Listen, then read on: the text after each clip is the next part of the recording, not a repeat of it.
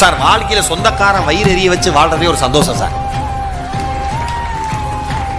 படிச்சு ஜெயிச்சு திமிரா இருந்து நம்ம நல்லா இருக்கோங்கிறத நான் ஒரு கார் வாங்குறப்ப ஒவ்வொரு போட்டோ எடுத்து என் சொந்தக்காரன் ஒருத்தர் இருக்காரு அமுச்சு விட்டுருவேன்.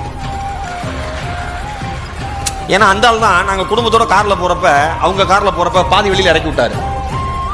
எங்களுக்கு அன்கம்ஃபர்டபுளா இருக்கு நீங்களே இறங்கி பஸ்ல வாங்கினாரு. நாங்க கார்ல போறோன்னே சொல்ல அந்த ஆளே ஏற்றி அந்த ஆளே இறக்கி விட்டான். எனக்கு அதுல இருந்து ஒரு பெரிய கோபம்.